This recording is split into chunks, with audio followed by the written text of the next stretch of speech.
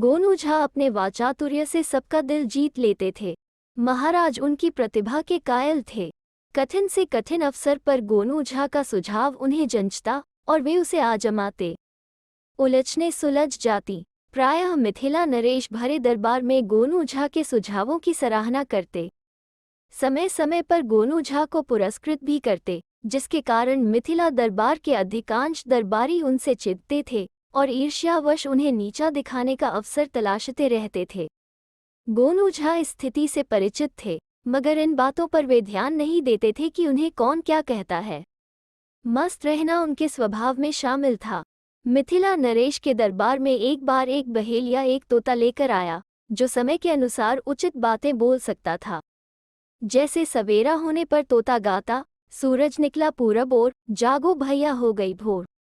किसी आगंतुक की आहट पर वो पूछता, कौन हो भाई, कहाँ से आए हो, थोड़ी प्रतीक्षा करो, स्वामी विश्राम कर रहे हैं। किसी के प्रस्थान करने पर बोलता, अच्छा लगा आपसे मिलकर, फिर आइएगा, शुभ विदा। मिथिला नरेश को जब बहेलिये ने तोता दिखलाया तो उन्होंने उसे एक साधारण तोता समझा, लेकिन बहेलिया द्वारा चुटकी बजाए जाने पर तोते ने कहा, महाराज की जय हो, हम आपकी सेवा में समर्पित हैं, आदेश करें महाराज। महाराज तोते की मुग्धकारी आवाज सुनकर चकित हुए। उन्होंने बहेलिये से पूछा, ये और क्या बोलता है? बहेलिये के कुछ पूछने से पहले ही तोते ने जवाब दिया, बहुत कुछ महाराज। महाराज को तोता पसंद आया। बहेलिये ने महाराज को बताया कि समय के अनुसार स्थिति भांपकर ये तोता लगभग 100 तरह के वाक्य बोल सकता है। महाराज ने बहेलिये को तोते की मुमांगी कीमत देकर विदा किया। महाराज के लिए ये तोता अद्भुत था। बड़े जतन से सिखाया पढ़ाया गया ये तोता दरबार के लिए शोभा बन गया। महाराज ने उसके लिए अपने सिंहासन के पास ही एक मेज लगवा ली। जब महाराज दरबार में आते तो उनके साथ ये तोता भी पिंजरे में लाया जाता। जब महाराज महल में जाते तो उनके साथ तोते का पिंजरा भी ले जाया जाता। समय गुजरता गया और महाराज का इस तोते के साथ लगाव भी बढ़ता गया। दूसरे राज्यों से यदि कोई विशेष अतिथि महाराज से मिलने आता तो महाराज अपने तोते की कौतुक पैदा करने वाली पंक्तियों से उसे चमत्कृत करने में गौरव महसूस करते। एक दिन की बात है, महाराज को अचानक किसी कार्यवश दरबार से उठकर कहीं जाना पड़ा। जाते समय महाराज ने दरबारियों को निर्देश दिया कि वे तोते का ख्याल रखें तथा चेतावनी भी दी कि तोते के साथ यदि कोई छेड़छाड़ हुई तो किसी की खैर नहीं। संयोग था कि उस समय तक दरबार में गोनू झा नहीं आए थे। महाराज के जाने के बाद गोनू झा दरबार में आए तो पाया कि सभी दरबारी मुंह लटकाए बैठे हैं। महाराज दरबार में नहीं है तथा तोता पिंजरे में मरा पड़ा है। गोनू झा ने एक दरबारी से पूछा, महाराज कहाँ है? तोते की यह हालत किसने की? दरबारियों ने उन्हें बताया, महाराज अचानक किसी काम से उठकर कहीं गए हैं तथा वे जाते जाते ये कह गए थे कि तोते का ख्याल रखना। महाराज ने ये चेतावनी भी दी थी कि तोते के साथ किसी ने छेड़छाड़ की तो उसकी खैर नहीं। सभी दरबारी अपने आसनों पर बैठे महाराज के आने की प्रतीक्षा कर रहे थे। इस बीच न जाने किधर से एक सनकरा सांप पिंजरे से लिपट गया। तोता के टेटे से हम लोगों का ध्यान उधर गया। हम लोग कुछ कर पाते इससे पहले ही सांप ने तोते को डस लिया। पूरी कहानी सुनने के बाद गोनू झा गंभीर मुद्रा में अपने आसन पर जाकर बैठ गए। गोनू झा को चुप देखकर कुछ दरबारी उनके पास आए तथा उनसे पूछने लगे कि अब क्या होगा। महाराज जब पूछेंगे कि तोता कैसे मरा, इतने दरबारी एक तोते का ध्यान नहीं रख पाए, तब हम लोग क्या जवाब देंगे? गोनू झा ने उनसे कहा, आप लोग विद्वान हैं, मैं आपको जवाब सुझाऊं? यह मुझे शोभा नहीं देता। दरबारियों ने उनका कटाक्ष भांप लिया। फिर भी उनमें से कुछ ऐसे दरबारी गोनू झा के आसन के निकट आ गए जो वाकई गोनू झा के वाचातुर्य के प्रशंसक थे।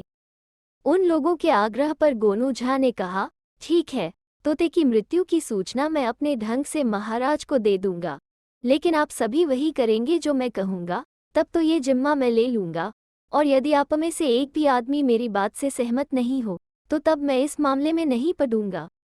सभी दरबारी एक स्वर में बोले, पंडित जी, आप जो भी निर्देश दें उसका पालन हम लोग करेंगे। तब गोनू झा ने कहा, सबसे पहले तोते का पिंजरा आप दरबार से बाहर ले जाकर रख दीजिए। महाराज जब पिंजरे के बारे में पूछेंगे तो आप में से हर आदमी केवल यही कहेगा कि पिंजरा बाहर है। जब महाराज किसी को पिंजरा लाने के लिए कहें तो वो बाहर चला जाए मगर वापस नहीं आए। सभी ने गोनू झा का ये निर्देश मानने की स्वीकृति दे दी और बोले, बस पंडित जी, आप जैसा कहें हम करेंगे। हम आपकी शरण में हैं। महाराज के क्रोध से बचाने का बस आप ही कोई उपाय कर सकते हैं।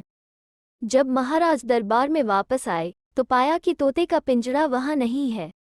उन्होंने दरबारियों से उसके बारे में पूछा तो जवाब मिला, बाहर है। महाराज ने पूछा, क्यों बाहर है? जाए, उसे लेकर आइए। उन्होंने एक दरबारी को इशारा किया। दरबारी उठा बाहर चला गया मगर लौटा नहीं। एक के बाद एक दरबारी भेजे गए मगर उनमें से कोई वापस नहीं आया। राजा तोते के लिए बेचैन थे। अंततः उन्होंने गोनू झा से कहा, क्या बात है?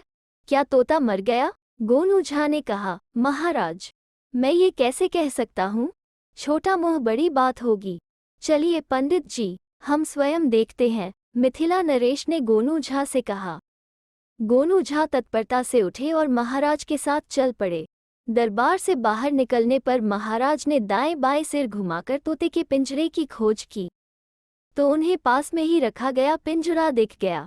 पिंजरे में तोता लुढ़का हुआ पड़ा था। उसे देखते ही महाराज विस्मित भाव में बोल पड़े, अरे, ये तो सचमुच ही मर गया है। गोनू झा ने कहा, जब आप बोल रहे हैं महाराज, तो सच ही होगा। महाराज समझ गए कि तोते की मौत की खबर दरबारी उनके डर के कारण ही उन्हें नहीं दे पाए। उन्होंने दरबार में जाकर शेष रह गए दरबारियों से कहा, तोते के मरने का मुझे बहुत दुख है, मगर मैं जानता हूं कि इस तोते की मौत का कारण आप में से कोई नहीं है, इसलिए बिना किसी भय के आप मुझे बताएं कि तोते को क्या हो गया अचानक कि वो मर गया। तब एक दरबारी ने डरते डरते तोते को सांप के काटने की घटना बताई, जिसे सुनने के कुछ देर बाद ही महाराज सिंहासन से उठ खड़े हुए और उस दिन दरबार स्थगित कर दिया गया और महाराज महल की ओर चले गए। ये पहला मौका था जब गोनू झा दरबार से निकल रहे थे तो राजदरबार के सभी दरबारी उनके आसपास या पीछे पीछे चल रहे थे तथा उनकी सराहना कर रहे थे। गोनू झा की चाल में अलमस्ती बढ़ गई थी। तो दोस्तों, कैसी लगी आज की लोककथा? अगर अच्छी लगी तो लाइक और शेयर करें और चैनल को सब्सक्राइब करना ना भूलें। फिर मिलते हैं एक नई लोककथा पर।